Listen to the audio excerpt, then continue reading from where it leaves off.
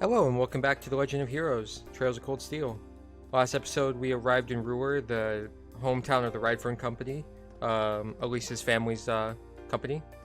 And we're gonna head up to their HQ here and probably meet with Elisa's mom and get the paperwork we need and our tasks for our field study.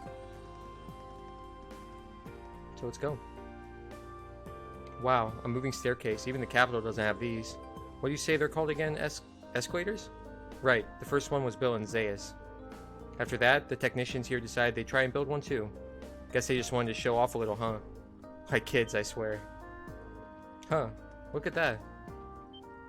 It's a little hard to keep up with them. What is that?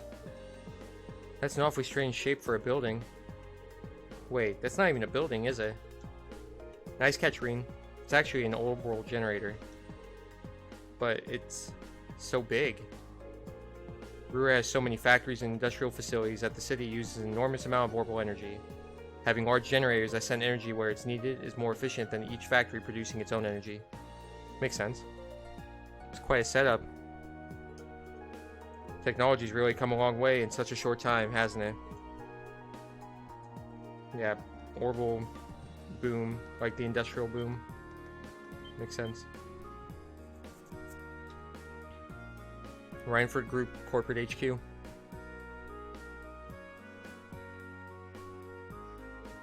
Whoa. I've seen the building in pictures, but it's even more commanding in person. Excuse me. Guess you wouldn't expect any less from Reinford's Corporate HQ. I couldn't believe my eyes the first time I saw it either. It's a big building, sure, though not as big as Orcus Tower and Crossbow. That's a 44 skyscraper, the tallest on the continent now, I think. Oh, that's the tower we could see from Grellia Fortress, right? Yeah, that's where they were holding the trade conference last month. No need to be so modest, Elisa. It's your family's digs. No one's gonna mind if you talk it up a bit. I'm not trying to. Well, shall we go inside? Alright. And we can't do any of our tasks now because we don't have them yet, obviously. Reinford Building 141 information. First floor. They do have a lot in here. Car model of the. I'm guessing the first Reinford car, orbital car. There's that generator. One of the tanks that we saw at the Grellia Fortress. Makes some miles of them. I'm not sure what that airship is. It's just as fancy on the inside. Are these all-scale models of machines Reinford makes? Yep, I'll tell you more about them later if you're interested. Lady Elisa! Hello, Dalton. It's good to see you again. Oh, the pleasure's all mine. It's been 6 months since you've been home. I heard you were attending a military academy on the outskirts of the capital. But it looks like you finally decided to come back and visit the old homestead. Oh, and this is the manager. Yeah, here I am. We'll be staying for the next 3 days. I see. That's wonderful news. Keep taking good care of her, Sharon. I certainly will. But yeah, they had the manager of the company, like, of this floor come out to say hello to Elisa. Wow. It's one thing to hear about it, but I know what you mean. Kind of brings home the fact that she's a Reinford. And she's not happy about that. Let's just get going, okay? Oh, excuse me. Allow me to show you to the chairman's office. We'll be going up to the 23rd floor. So there's at least 23 floors. So it's over half the size of the trade conference building in Crossbow.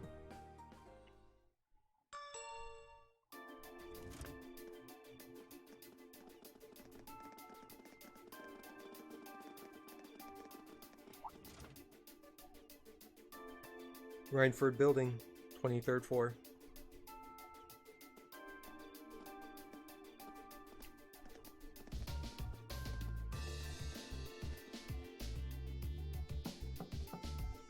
And there's her mother. Excuse me, Madam Chairman. I brought the ladies and gentlemen of Class 7. Bring them in. As you wish.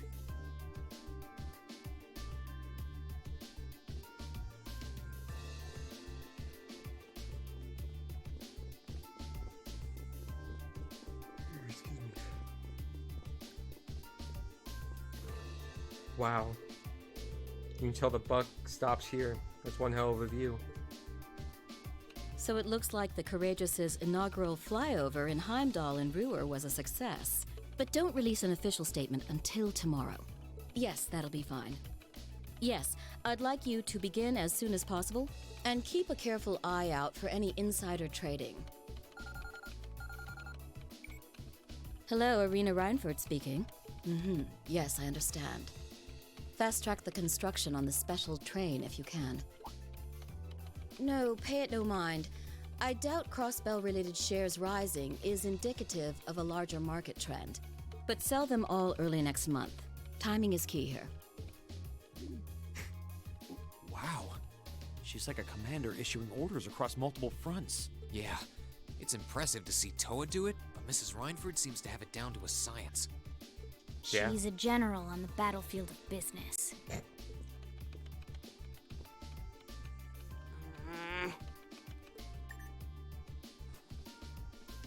Ah, right. She just completely ignores her own daughter. We all have other matters we need to attend to, so I'll get right to the point. Here. What? Thank you. Just completely goes straight to Rain. I've cleared my schedule to dine with you this evening, so anything you wish to discuss can wait until then. I'll leave the rest to you, Sharon. As you wish, Madam Chairman. When do you expect to return this evening? I'm planning on 7. Have our guests enjoy a night cruise, if you will. That sounds splendid. I'll make the necessary arrangements. That's it? That's all you have to say? I don't care if you ignore me, that's nothing new, but my classmates are here and you're on our board of directors. Would it kill you to show at least a little interest? Elisa.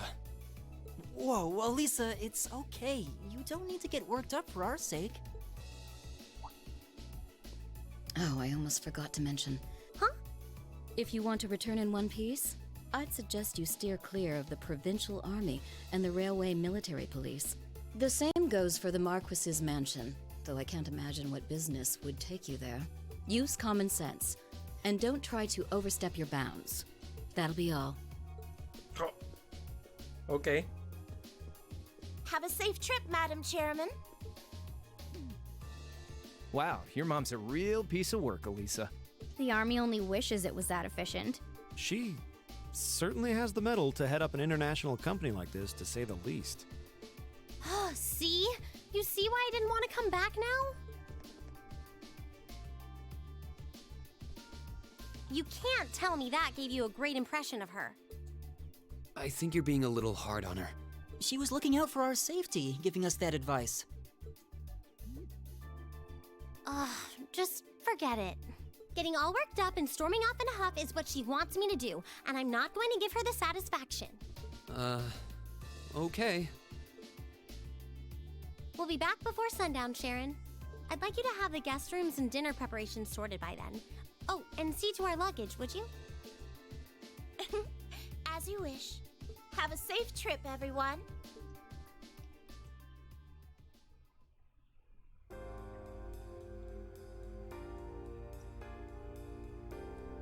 You know, I'm all in favor of jumping right into our field study task. But is it really okay to just dump all our luggage on Sharon? I was wondering the same thing. All our luggage together must have quite a heft. It's Sharon. She'll be fine. Honestly, can you imagine her breaking a sweat carrying suitcases? I can't. Got a point. She'll probably carry them all in one go. Well, looking after guests does seem to be her specialty. Exactly. Anyway, let's see what kind of things we've got lined up for us this trip. Alright. Let's check it out. Field study day 1, assigned task. Start from the bottom. Spina Byroad monster. Powerful beast has appeared on the Spina Byroad. The Nordia Provincial Army hereby requests its extermination. Monster, Rocky Croaker. Location Spiny Byroad. Take the left path outside the city and turn left. Once the monster is eliminated, please report to the soldiers in front of Marquis Rogner's residence. Can you hear me now? I'd like a hand with an experiment that concerns your Arcus units. I will be waiting for you inside the RF store, and I'll tell you more when I see you. Johan. Mining a minor metal. I'm looking for a particular rare sort of metal for my research, but I'm afraid I can't get it myself. If you're willing to help, I'll be in the western part of the upper level of the Roer Institute of Technology. Rato. Okay, we're just gonna go up the list. Study area is defined as a 200 cell gate radius around Roer. Each student must record his or her activities daily to be remitted to the instructor upon request. Looks like she hit the sweet spot with the challenge factor. Kinda reminds me of Machias's dad. I can't really deny it. I'll bet she's so sure she got us pegged, she probably thinks we won't be able to finish all these. But just you watch, we'll finish up every last one before this evening. That'll show her. That's the spirit. Anyway, it's only 11:30 now, so we got plenty of time before sundown. We've definitely got the hang of this whole field study thing by now, so let's show Roer some Class 7 spirit. Right? Alright, here we are. Okay, we have to just head on outside.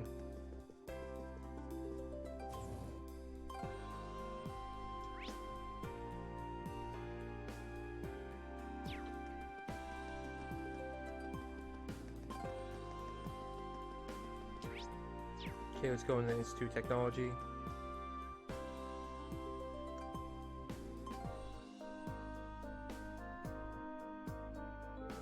So this is the Roer Institute of Technology. We had a request from someone here. It's a famous university and research institute. Lots of the country's brightest technicians studied here. And a lot of them get scooped up by the Reinford Company after graduation. They offer George some pretty sweet deals to encourage him to apply after he graduates. Galikia's orbital bike was originally being researched here too. I think George has mentioned that before. Sounds like they got all kinds of cool stuff in development here. What are we waiting for? Let's go in. Right. Oh, here we are. We're already inside. Well, this guy's plain as can be. Huh. Judging by those uniforms, you're all students, aren't you? They look kind of familiar, too. We're students from Thor's Military Academy. Are you the Rato who sent in a request for us? Ah, so you're the student from Thor's. Of course, of course. No wonder your uniform looks so familiar. That's the academy George goes to. To be honest, I'm a bit uneasy about leaving this to you, but you look pretty strong, so hopefully it'll work out. Figures George would have connections here. Still, gonna go out on a limb and guess that if you're worrying about how well we clean up in a fight, must be a dangerous job. Kinda, yeah. Let me explain what I'd like you to do. You've heard of Professor Smith, right? The name does sound familiar, yeah. Professor G. Smith, I believe. He was one of the leading disciples of Professor Epstein. Epstein? Okay. The father of orbital revolution. He's a really famous scholar in his own right. He followed in Epstein's footsteps, and his work has helped popularize orbitants. Indeed, he's generally spoken of as something of a living legend. Professor Epstein also had two other famous students, Professor Russell and Professor Hamilton. Their names tend to crop up together quite often in the orbital sciences. Yeah, I doubt there's a researcher out there who isn't familiar with those three and their work. Besides that, though, if I'm remembering right, Professor Smith also serves as president of the Roer Institute of Technology. You don't say. I wasn't aware of what he was doing these days. Yeah, he's continuing his research here at the Institute. He can be pretty difficult to deal with at the best of times, though, so he doesn't really do public appearances these days. Gotta say, you seem pretty well informed.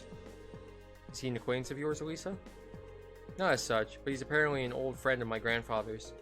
It's because of the orbital technology the professor brought back to the Empire that the Reinford Company grew so large. At least, that's what I've been told. So that's how the Empire's largest company hit the big time, huh? So you're Chairman Arena's daughter, huh? Tech must run in the Reinford blood. You might not know, but the professor has been involved with the development of the Arcus units and the orbital staffs too. Seriously? I did have a feeling that might be the case. The tech used in the Arcus unit seems to be more advanced than anything I've seen in the standard-issue battle ordnance made by the Foundation. And it sounds like the only person who could make something like that would be this professor then. Sounds more like a wizard by the minute.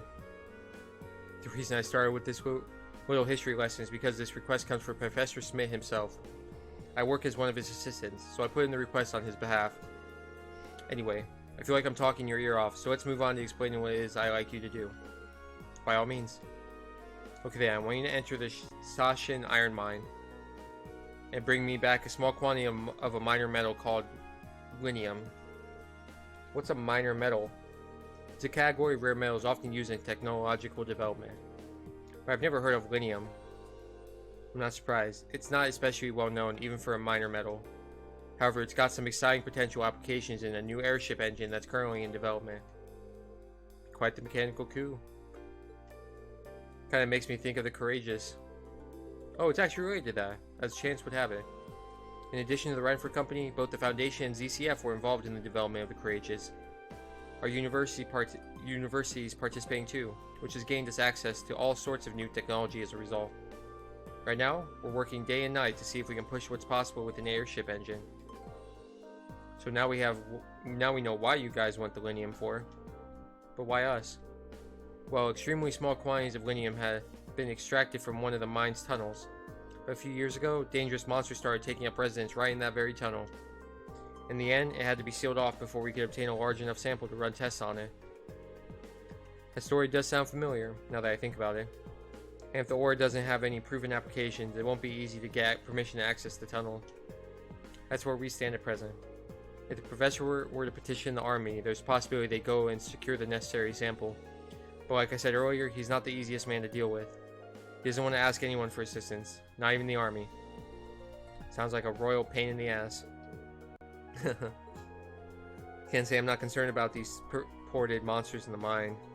But if we can make a contribution to the advancement of science, we might even see linium pop up in the textbook someday. Yeah, I think we should help him out. I do know the mine chief, so if we explain why we want to head into that tunnel, I'm sure he'll let us in. Oh really? That'd be a huge help.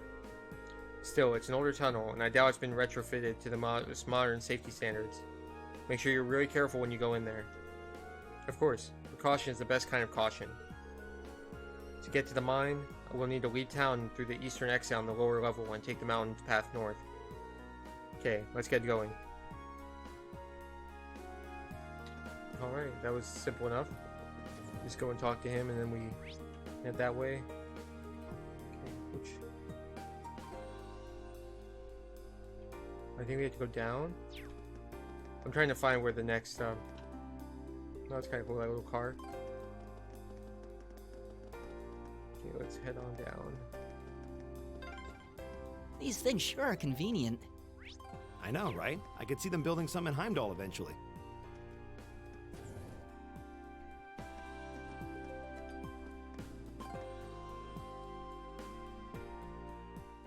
Hello there, Chief. Well, what do we have here? Lady Elisa and her classmates. Thank you for coming to speak with me. So, that must mean that you're Chief Johan, at your service. I'm part of the Reinford Group's 4th Development Division. The 4th Development Division? They're one of the group's major divisions, specializing in orbital communications and battle ordnance. I think they've even supervised the development of the orbital staff. Oh really? And that means the reports that I write? Oh, so you're Elliot, are you? I appreciate you always sending us such detailed reports. You're definitely one of our most helpful testers. I'm happy to hear it. Still, orbital communications and battle ordnance. Those two things sum Arcus up perfectly. Smart kid. Those Arcus ordnance of yours are one of our most important R&D projects right now. Now that you know we're focused on the Arcus, do you think you could help us out with a little investigation? What do you say? Sure, that could be interesting. Oh, you would? Thanks a lot. What is it you'd like us to help you with then? Well, as I wrote in that request I sent you, I'd like you to conduct an investigation on Arcus signal strength. I imagine you've all been making use of the wireless communication capabilities of your Arcus ordnance. And I assume that you're aware of the fact that they use orbital waves to make that possible. Today I'd like you to search for places where those orbital waves are weak. Where the orbital waves are weak, huh? Well, the highways are the first places that come up to mind. So we're looking outside the city? No, I want you to conduct your investigation inside the city. Wireless orbital waves are not always the most stable things in the world. You may generally get a stronger signal inside town, but the strength still varies depending on where you are. Now that you mention it, yeah, there are some places where it's tough to get a call to go through. But how are we going to find them? Oh, I probably should have started by giving you this. An orbital wave detector? That's right. It does just what you'd think. Detects and provides information on the orbital waves wherever you use it. If you find an area where you think the signal will be reduced, try switching this on. Why don't you give it a try? Okay then. Switch on the orbital wave detector. Orbital wave intensity level 3. Some words came up. It said that the signal strength in this area is 3, didn't it? You read that right. The number that appears tells you how strong the orbital wave signal is in that area. It's on a scale of 1 to 3, with 3 being the highest. So in other words, the signal strength here in this store is excellent. Any call you made would be crystal clear. What I want you to search for, though, are areas where the orbital wave detector displays a result of 1. Sounds simple enough. Well, I understand what it is that you're asking us to do, but what sort of thing would weaken an area signal? Well, there are 2 main causes. The first cause is the waves being physically obstructed, like by walls or ceilings, stuff like that. The second is interferences from other kinds of orbital waves. What other kinds are there? Tons of devices other than the Arcus use orbital waves. Think radios and other communication devices. Some orbitants give off orbital waves too, but really just a negligible amount. Sometimes when you get multiple kinds of waves in an area, they interfere with one another, meaning neither works properly. It's not my first time hearing about it, either. Sounds like it could be a real problem. It certainly is. It's probably the biggest drawback to wireless communication technology. That said, orbital waves are pretty strong outdoors, so you generally don't have to worry about it unless you're inside. I see we'll narrow down our investigation if we stay indoors. In general, yes. You may find a few areas with weak signal strength outside, but they're much more common indoors.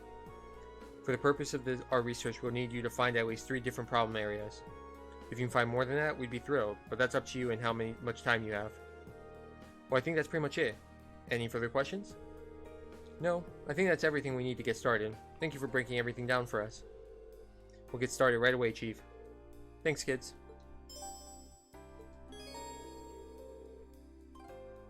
Can't menus item list. When you find an area that seems like it may have a weak signal strength, try using it straight from there. Alright. Well, I have a map of them, so... And by a map, I just have a list of all the named places. So the first one is the Roer's Cathedral. Why are you going the wrong way? Just because you can? It's kind of fun. Oh, I did, yeah. I just realized that. Okay, we're gonna first do it in here. So items. Is it event? Yeah, or okay. We're gonna switch on the orbital wave detector. Yep, found one. It's displaying a signal strength of 1. Maybe the cathedral's so sturdy orbital waves can't even get through. Possibly. There's no antenna here either. Alright. That was just a little taste of what we're going to be doing next episode. We're going to be finishing this quest up, and then we're going to go deal with the mines and the monster. But thanks for watching, and I'll see you next time. Have a good one.